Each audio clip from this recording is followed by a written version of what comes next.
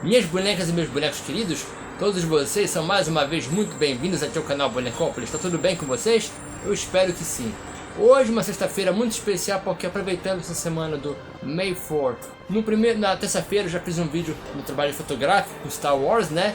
E hoje eu queria fazer um review com quadrinhos de Star Wars. Um quadrinho muito especial que saiu aqui no Brasil pelo menos 20 anos atrás. Mas vale muito a pena, que foi o crossover, o duelo de Darth Maul contra Darth Vader. Deixa eu explicar. No ano de 99, pouco após o lançamento do episódio 1, Star Wars, a Dark Horse, que na época publicava os quadrinhos de Star Wars, trouxe na revista Star Wars Tales esse crossover, esse duelo improvável entre Darth Maul e Darth Vader, como se o Maul tinha morrido 30 anos antes. Essa história tem o roteiro de Ron Marz e desenhos do Rick Leonardi. Ron Marz é um roteirista importantíssimo de quadrinhos, passou por Marvel, DC, Top Cow. Na DC, ele é simplesmente o cara que criou a saga Crepúsculo de Esmeralda, que transformou Hal Jordan em vilão, trouxe o Lanterna Verde como sendo novo, agora o Kylo Ren era o Lanterna Verde. Ele também assinou o roteiro do mega crossover 96 Marvel vs DC. Convenhamos, um duelo controverso até hoje, né? Roteirizou Witchblade, muita coisa mesmo. Já o Rick Leonardi, ele é das antigas, né? Começou em 81, passou por Manto e Adaga, Novos Mutantes, X-Men, Homem-Aranha, Asa Noturna e Batgirl na DC. Na Marvel, olha os créditos do cara. Ele é co-criador do uniforme negro da Guerra Secreta, que deu origem ao Venom, e é co-criador também do Homem-Aranha 2099.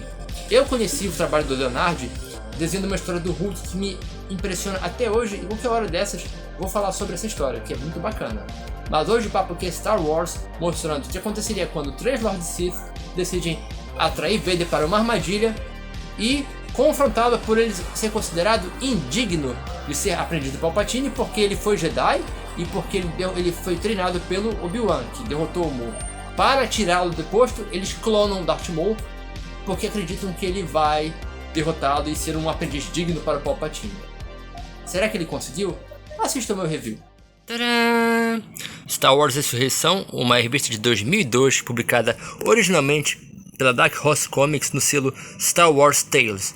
Aqui no Brasil foi publicada pela Pandora Books. A arte de capa é bem diferente das duas variantes original que vocês estão vendo aí na imagem, né? Mas enfim, sobre essa capa original daqui do Brasil, você vê que ela foi trabalhada em cima de artes de fotos originais, tanto do Vader quanto do Maul.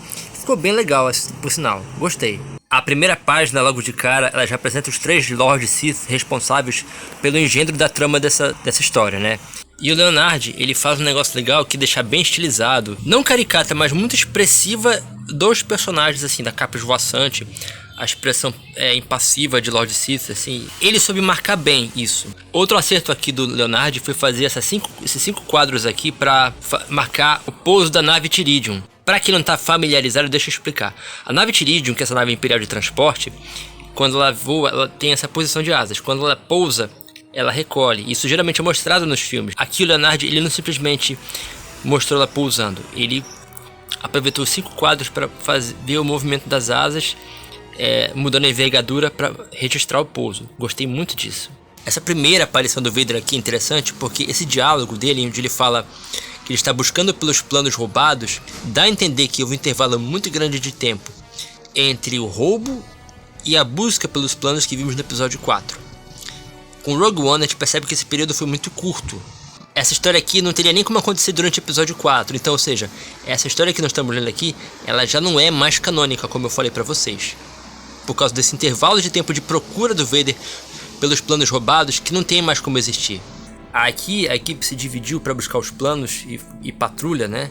E aqui, na página seguinte, se inicia uma sequência de puro terror. O Darth Maul é um personagem aterrorizante por natureza, pelo visual.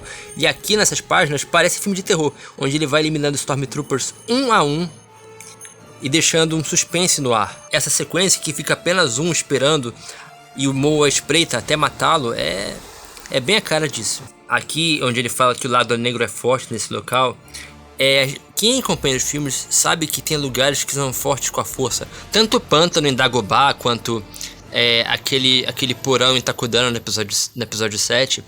Lugares que a força mexe com as pessoas. Esse aqui é mais um exemplo do que isso acontece aqui nesse templo.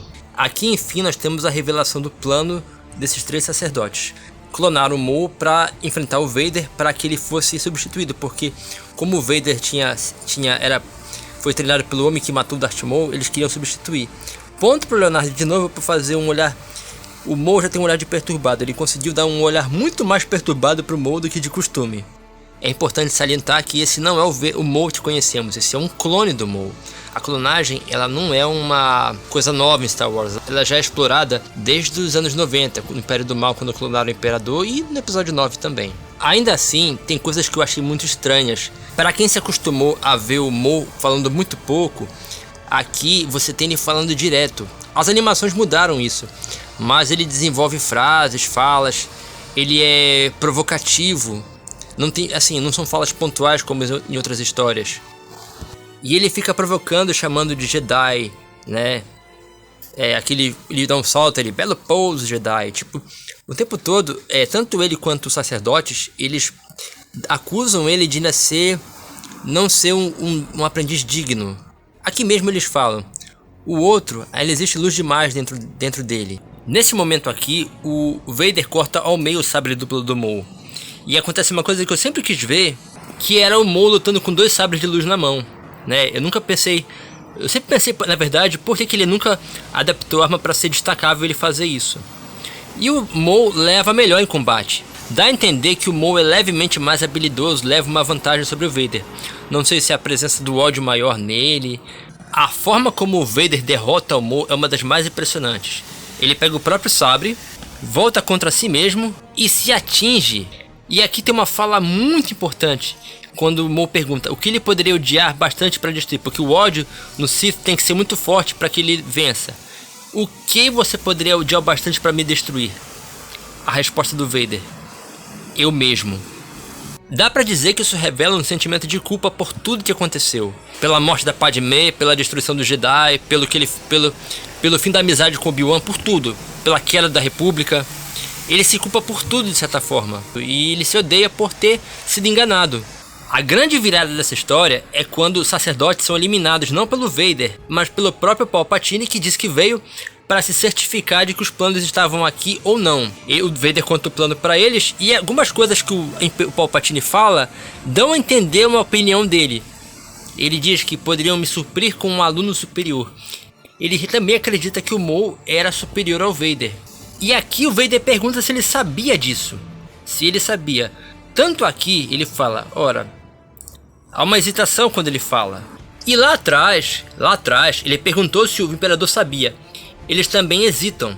Aqui a gente entende o sentimento de que, na verdade, ninguém é insubstituível para o Imperador. Isso poderia muito bem ser um plano dele, para, de repente, se houvesse sucesso, colocar o Maul como aprendiz dele.